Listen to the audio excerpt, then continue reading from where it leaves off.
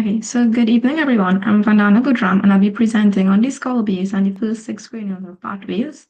So, our objectives for this presentation is to highlight the boundaries and the main structures within each cranial fossa and to understand the basic structure and pathway of the cranial nerves and their main pathology.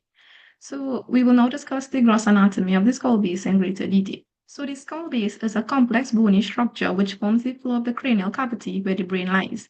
It has two surfaces, a superior surface and an inferior surface, and is composed of the frontal, ethmoid, sphenoid, temporal, occipital, and parietal bones as seen in the images. Now, the skull base is divided into three cranial fossa, the anterior fossa, the middle fossa, and the posterior fossa. So the anterior cranial fossa is bounded anteriorly by the inner surface of the frontal bone, posterior-medially by the limbus of the sphenoid bone, and posterior-laterally by the lesser wing of the sphenoid bone. The floor consists of the orbital plate of the frontal bone, the cribriform plate, and the crista gulli of the ethmoid bone, and the anterior aspect of the front of the body and the lesser wing of the sphenoid bone. So now this fossa has several surface landmarks, which would include the frontal crest, which is a bony ridge in the midline on the internal surface of the squamous part of the frontal bone, and it acts as a site of attachment for the falx cerebri. In the midline of the ethmoid bone, there is an upward projection of bone that is known as crista galli, which also acts as an attachment point for the falx cerebri. On either side of the crystal gully is a cribriform plate which supports the olfactory bulb and has numerous small foramina which transmits the olfactory nerve and the vessels.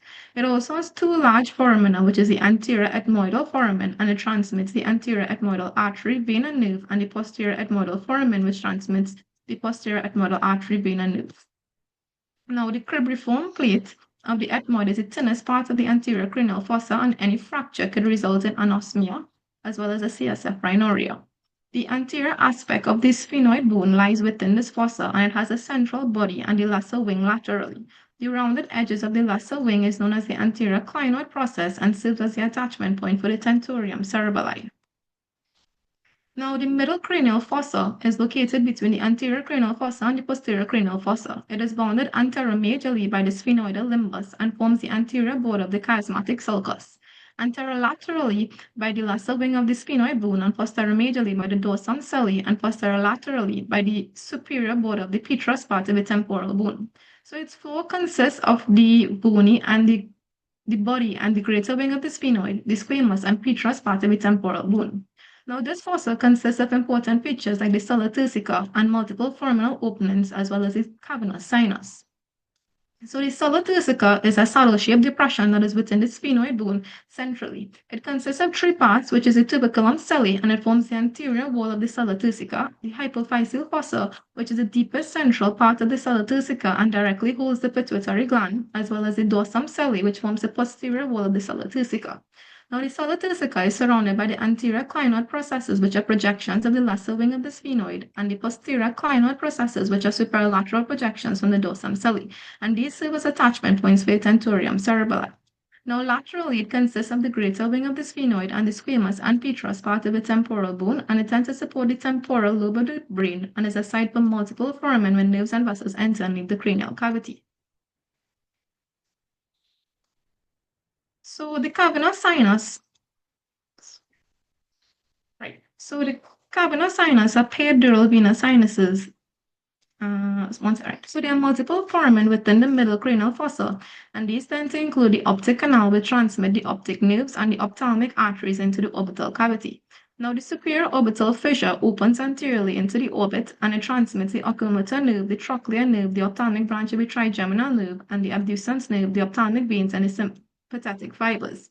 The foramen rotundum opens into the pterygopalatine fossa and transmits the maxillary branch of the trigeminal nerve, and the foramen ovale opens into the infratemporal fossa, transmitting the mandibular branch of the trigeminal nerve and the accessory meningeal artery. Now, the foramen spinosum also opens into the infratemporal fossa and transmits the middle meningeal artery, the middle meningeal vein, and the meningeal branch of the mandibular nerve. And then we have the carotid canal, which is located posteriorly and medially to the foramen ovale, and this is transversed by the internal carotid artery and the deep petrosal nerve. And then finally, there's a foramen lacerum, which is at the junction of the sphenoid, temporal, and occipital bones. It is filled with cartilage and contains the greater petrosal nerve, the deep petrosal nerve, which tends to merge with the greater petrosal nerve to form the vidian nerve and the meningeal branch of the ascending pharyngeal artery.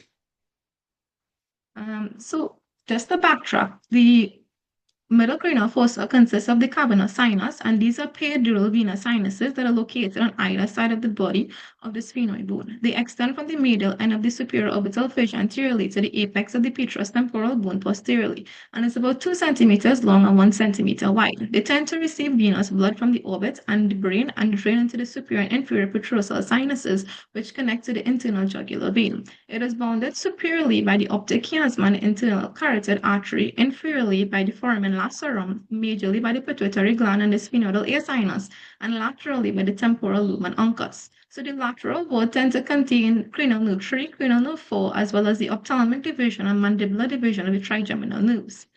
Now, structures that transverse the sinus would include internal carotid artery that is surrounded by the sympathetic plexus and the abducens nerve. So essentially, the venous system is valveless, and this allows for retrograde spread of infective foci to the cavernous sinus, causing cavernous sinus syndrome or thrombosis. And this is just a summary slide showing each foramen and their contents. So now we move on to the posterior cranial fossa, and this fossa accommodates the brainstem and the cerebellum. It is bounded anteromedially by the dorsum celli of the sphenoid bone and the clivus, anterolaterally by the superior border of the petrous part and mastoid part of the temporal bone, posteriorly by the squamous part of the occipital bone, and inferiorly by the foramen magnum. Now, the floor consists of the mastoid part of the temporal bone and the squamous, condyle, and basilar parts of the occipital bone. Now, the posterior cranial fossa also has multiple foraminal openings, and these would include the internal acoustic meatus, which is an oval opening in the posterior aspect of the petrous part of the temporal bone. It tends to transmit the facial nerve, vestibulocochlear nerve, and the labyrinthine artery.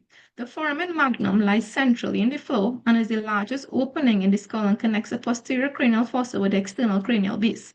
Now, it transmits the medulla of the brain, the meninges, the vertebral arteries, the anterior and posterior spinal arteries, as well as the spinal accessory nerve and the dural veins. The jugular foramina are situated on either side of the foramen magnum, and the jugular foramen is divided into 2 compartments by the jugular process, which is the anteromedial pars nervosa, which tends to contain cranial nerve 9, and the posterolateral pars vascularis, which contains cranial nerve 10 and 11, the internal jugular vein, the inferior petrosal sinus, as well as sigmoid sinus, and the meningeal branches of the ascendant pharyngeal and occipital arteries. Now, superior to the anterolateral margin of the foramen magnum is the hypoglossal canal, and it transmits the hypoglossal nerve through the occipital bone. Posterolaterally to the foramen magnum lies the cerebellar fossa, and there are bilateral depressions that tend to house the cerebellum. They are divided majorly by the ridge of bone, which is the internal occipital crust, and the external landmark for the occipital crust is the inion. Now, whenever there is increased intracranial pressure, there's a potential for downward displacement of the cerebellar tonsils, which is through the foramen magnum, which is known as coning, and it can ultimately result in cardiorespiratory arrest due to the compression of the centers and the pons and the medulla. Also, there are arteries on the surface of the brainstem, which due to sharing action, may result in dural hemorrhaging, causing brainstem ischemia. Now, furthermore, this slide tends to provide a schematic view of the nerve arrangement that is within the internal acoustic meatus, and the nerves are arranged into 4 quadrants by 2 bony crests that separate the respective cranial nerves 7 and 8. The falciform crest is the horizontal crest, and it separates cranial nerve 7 from the cochlear nerve, and the vertical crest, also known as Bill's bar, separates cranial nerve 7 and the cochlear nerve from the superior and inferior vestibular nerve. So in summary, the basal skull is a support structure for the brain and acts as a neurovascular conduit, and damage to the structure can result in neurological deficits. So now we move on to cranial nerves. We will be discussing the first 1 to 6 cranial nerves today. So the olfactory nerve is the first and shortest cranial nerve. It is a special visceral sensory afferent nerve which tries to transmit information on the sense of smell. Now, the sense of smell is detected by the olfactory receptors that is located within the nasal epithelium. The axons assemble into small bundles of true olfactory nerves that penetrate the cribriform plate of the ethmoid bone and enters into the cranial cavity. Their fibers enter in the olfactory bulb and tend to lie on the olfactory groove within the anterior cranial fossa and synapse with specialized cells called mitral cells, forming collections called synaptic glomeruli. Now, the second order neurons then pass posteriorly into the olfactory tract, and the olfactory tract is a bundle of afferent nerve fibers that run under the and adjacent to the olfactory sulcus in the frontal lobe. As the tract reaches the anterior perforated substance, it divides into lateral striae and medial striae, and the lateral striae will carry the axons to the primary olfactory cortex that is located within the uncus of the temporal lobe. and it is important for the integration of smell with memory and encoding and retrieval. Now, the medial striate conveys accents to the subcallosal gyrus, which is important for the emotional integration of smell. Now, damage to the olfactory nerve results in anosmia or hyposmia. It may result from ethmoidal bone fracture secondary to trauma, or it could be due to a Foster Kennedy syndrome, which is caused by a space-occupying lesion that is most commonly caused by meningioma or frontal lobe tumor, and it causes the compression of the nerve, as well as it could also be caused by upper respiratory tract infections or chronic rhinosinusitis. Now, of note, CSF rhinorrhea can occur when there's a tear to the olfactory nerve, and due to integration pathways of the olfactory tract, some patients with temporal lobe pathologies could present unsinate or olfactory seizures. Now, the second cranial nerve is the optic nerve and is responsible for vision. The visual pathway begins in the retina and ultimately relays information to the occipital cortex. Light is focused onto the retina where photoreceptor cells like the rods and the cones convert the light into electrical signals. These signals are transmitted along the axons of the retinal ganglion cells, and the convergence of these axons at the optic disc forms the optic nerve, which carries signals away from the eye. The nerve then leaves the bony orbit via the optic canal, and the optic nerves from both eyes would then meet at the optic chiasm where fibers are crossed. So here, the temporal fibers will continue to travel ipsilaterally, whereas the nasal fibers will travel to the contralateral side across the optic chiasm. Axons in the optic tracts will synapse in the lateral geniculate nucleus of the thalamus, and the axons will then carry visual information via a pathway known as the optic radiation. Now, there are two types, which is the superior optic radiation, which passes by the parietal lobe and carries information from the superior retinal fibers. And then you have the inferior optic radiation, which passes through the temporal lobe and forms Meyer's loop and carries information from the inferior retina.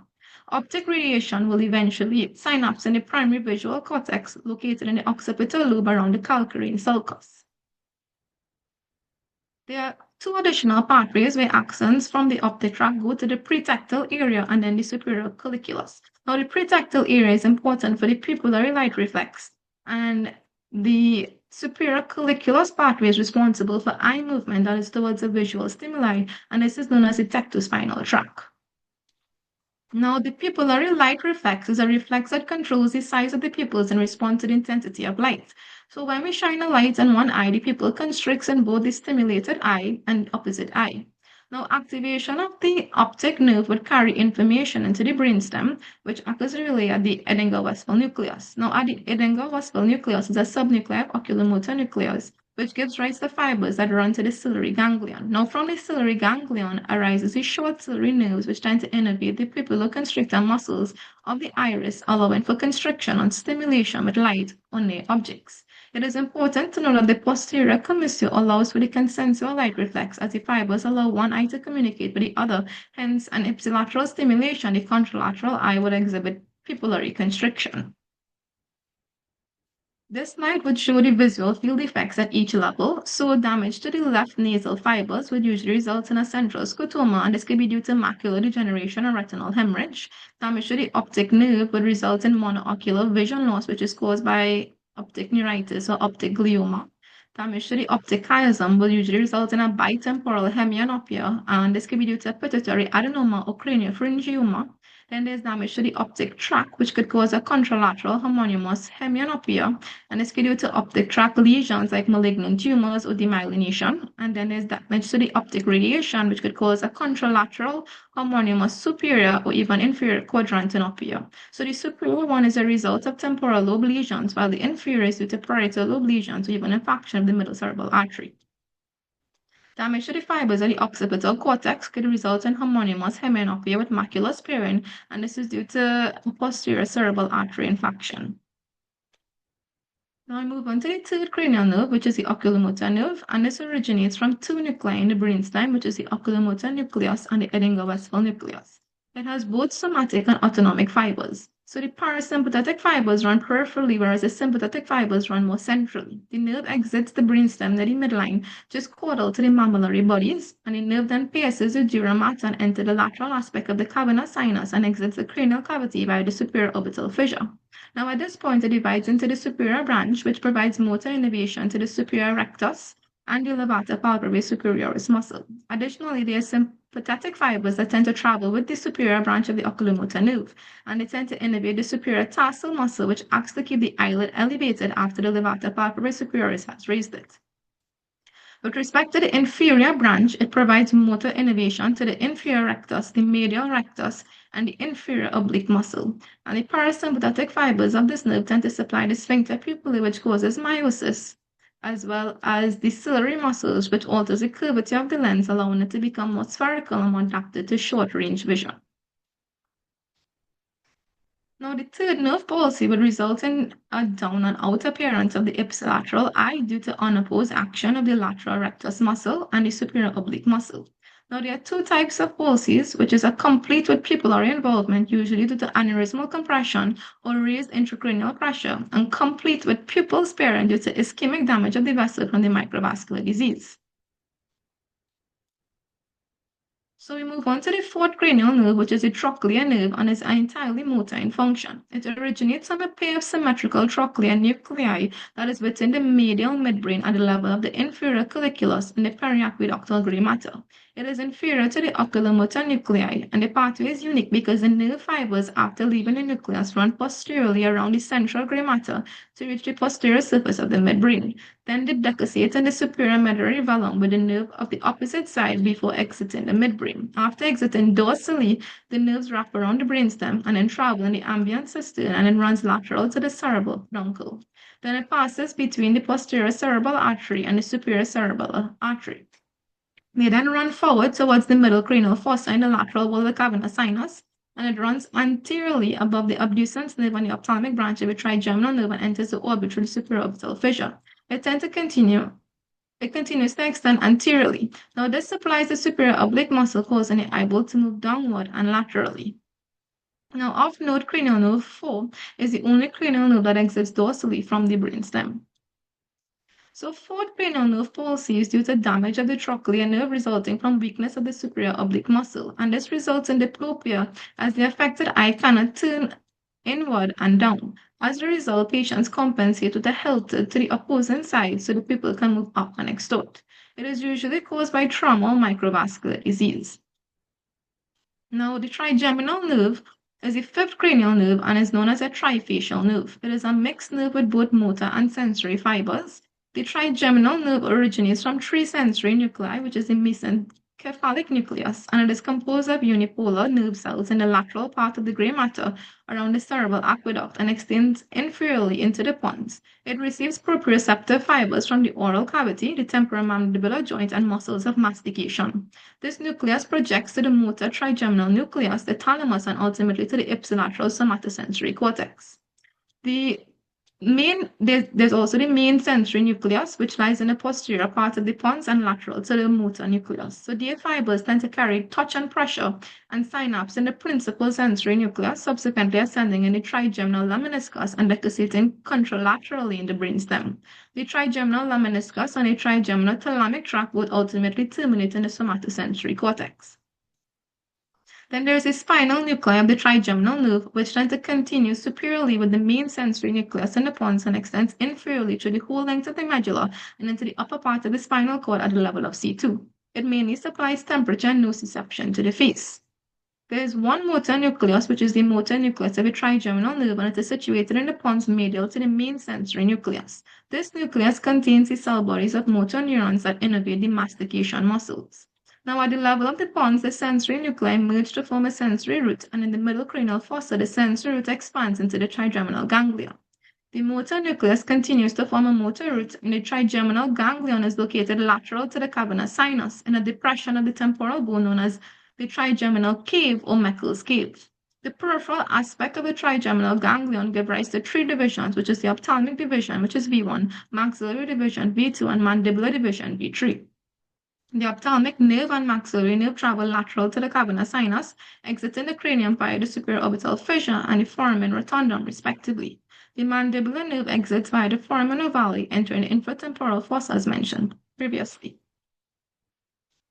Now, this slide shows a T2-weighted MRI brain that illustrates Meckel's cave. And this is a dura-enclosed collection of CSF that contains the trigeminal ganglion or Gracerian ganglion. It is important clinically with respect to neurovascular disorders and their treatment, for example, with trigeminal neuralgia and radiofrequency ablation, which will be discussed later. Now, this is a peripheral somatotopic map of the trigeminal nerve, and it illustrates the respective areas for testing sensation of each branch of the trigeminal nerve during clinical examination. So the ophthalmic nerve, or V1, of the trigeminal nerve is the smallest division, and it is primarily a sensory nerve. It passes forward from the trigeminal ganglion and immediately enters the lateral wall of the cavernous sinus, where it lies beneath the trochlear nerve. Just before entering the orbit via the supraorbital fissure, it divides into three branches. The nasociliary branch, which has smaller branches supplying the upper and central parts of the nose and the sinuses, as well as the frontal nerve, which supplies the forehead, the upper eyelid, and the conjunctiva, and the lacrimal nerve, which supplies lacrimal gland and the upper eyelid. There are other small branches, which include the supraorbital and supratrochlear nerves, which run above the brow. Now, the maxillary nerve arises from the trigeminal ganglion that is located on the floor of the middle cranial fossa. While coursing through the middle cranial fossa, the maxillary nerve gives rise to its smallest branch, the middle meningeal nerve, which supplies the dura mater of the middle cranial fossa. It then passes along the lateral wall of the cavernous sinus to exit the cranial cavity at the foramen rotundum. It then enters the pterygopalatine fossa, where it communicates with the sphenopalatine ganglion and gives off most of its branches. Now, the nerve then continues as the infraorbital nerve, which travels through the orbit by the infraorbital groove and canal before emerging into the face through the infraorbital foramen. Now, branches from the main maxillary nerve trunk would include the meningeal nerve, and then there's the ganglionic branches, which are usually two in number and connect the maxillary nerve to the pterygopalatine ganglion. There's the zygomatic nerve, which leaves the pterygopalatine fossa through the inferior orbital fissure, and it passes along the lateral wall of the orbit before dividing into zygomatico-temporal and zygomatico-facial branches. These then pass through the zygomatic bone to supply the overlying skin. The zygomatico-temporal nerve also gives rise to a communicating branch to the lacrimal nerve, which carries the parasympathetic fibers to the lacrimal gland. Then you have the infraorbital nerve, which is the terminal branch of the maxillary nerve proper, and it runs in the infraorbital canal and passes on to the face of the infraorbital foramen, and it gives rise to the middle and anterior superior alveolar nerves in the orbit. The posterior superior alveolar nerve as well comes from this as one of the main branches, and it leaves the pterygopalatine fossa through the pterygomaxillary fissure and runs into the tuberosity of the maxilla and eventually piercing bone to supply the maxillary molar teeth and the maxillary sinus. Before it enters the maxilla, the nerve provides sensation to the gingiva.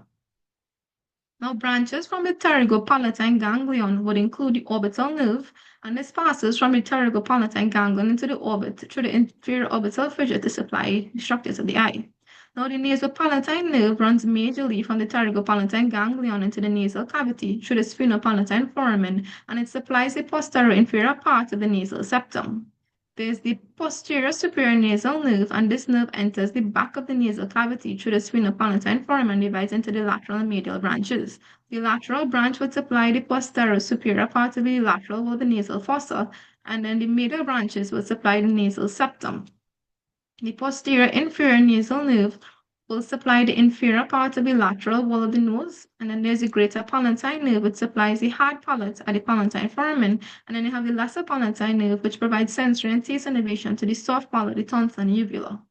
Finally, there's the pharyngeal branch, which originates from the pterygopalatine ganglion and passes through the palatovaginal canal to supply the mucosa of the nasopharynx.